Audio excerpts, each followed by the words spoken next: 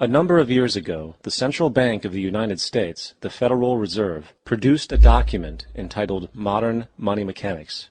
This publication detailed the institutionalized practice of money creation as utilized by the Federal Reserve and the web of global commercial banks it supports. On the opening page, the document states its objective. The purpose of this booklet is to describe the basic process of money creation in a fractional reserve banking system. It then proceeds to describe this fractional reserve process through various banking terminology, a translation of which goes something like this.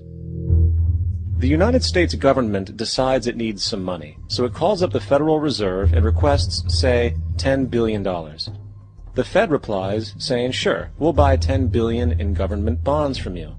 So the government takes some pieces of paper, paints some official-looking designs on them, and calls them treasury bonds. Then it puts a value on these bonds to the sum of $10 billion and sends them over to the Fed. In turn, the people at the Fed draw up a bunch of impressive pieces of paper themselves, only this time calling them Federal Reserve notes, also designating a value of $10 billion to the Fed. The Fed then takes these notes and trades them for the bonds. Once this exchange is complete, the government then takes the $10 billion in Federal Reserve notes and deposits it into a bank account. And upon this deposit, the paper notes officially become legal tender money, adding $10 billion to the U.S. money supply. And there it is.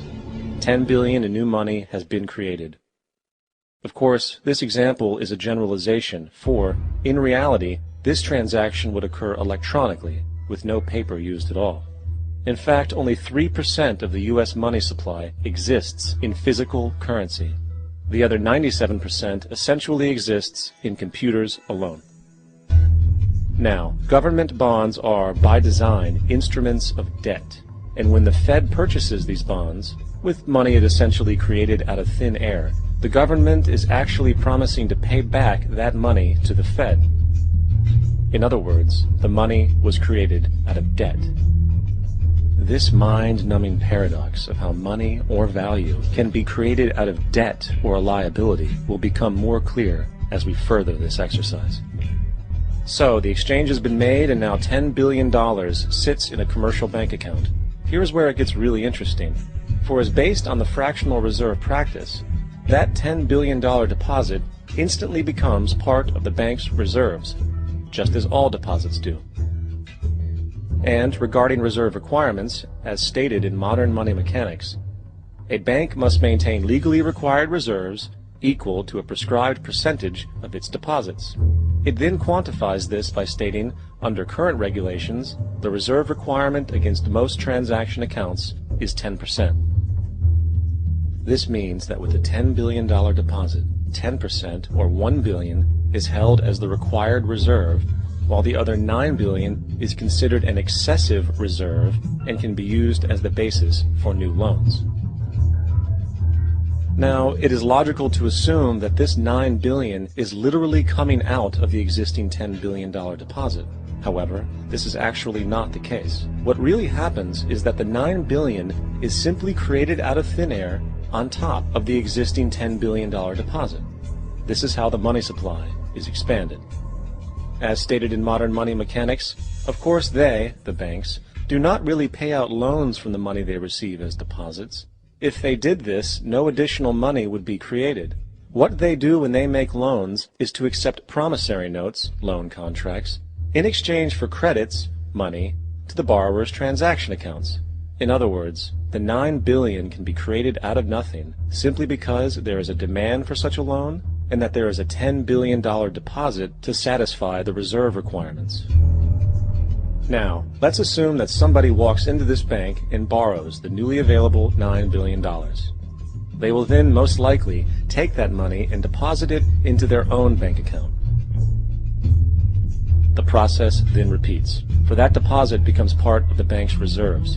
10% is isolated, and in turn 90% of the $9 billion, or $8.1 billion, is now available as newly created money for more loans.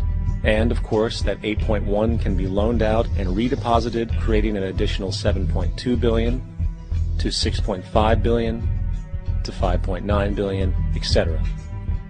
This deposit money creation loan cycle can technically go on to infinity. The average mathematical result is that about $90 billion can be created on top of the original $10 billion. In other words, for every deposit that ever occurs in the banking system, about 9 times that amount can be created out of thin air. Money jitters? Ask the obliging Bank of America for a jar of soothing instant money, M-O-N-E-Y, in the form of a convenient personal loan. So, now that we understand how money is created by this fractional reserve banking system, a logical yet elusive question might come to mind. What is actually giving this newly created money value?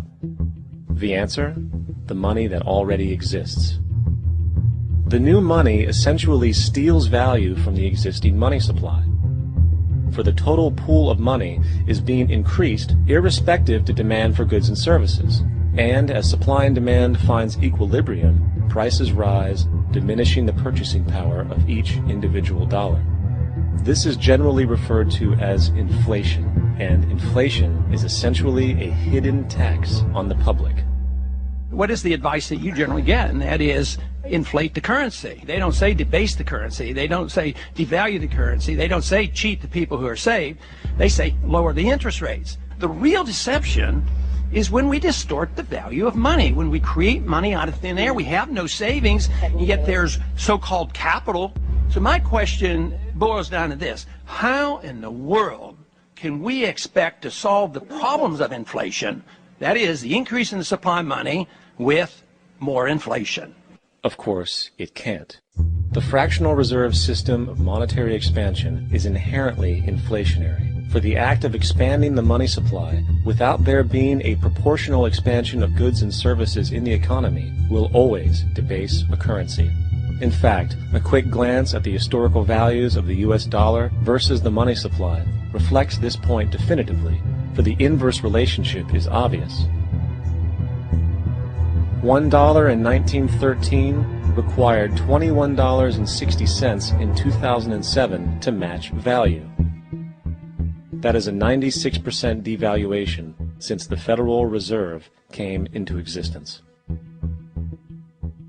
Now, if this reality of inherent and perpetual inflation seems absurd and economically self-defeating, hold that thought, for absurdity is an understatement in regard to how our financial system really operates. For in our financial system, money is debt. And debt is money. Here is a chart of the U.S. money supply from 1950 to 2006. Here is a chart of the U.S. national debt for the same period. How interesting it is that the trends are virtually the same. For the more money there is, the more debt there is. The more debt there is, the more money there is. To put it a different way, every single dollar in your wallet is owed to somebody by somebody. For remember, the only way the money can come into existence is from loans.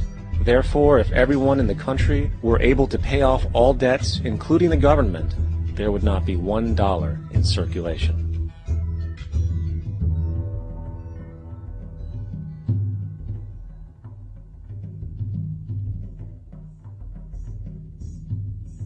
In fact, the last time in American history the national debt was completely paid off was in 1835 after President Andrew Jackson shut down the central bank that preceded the Federal Reserve.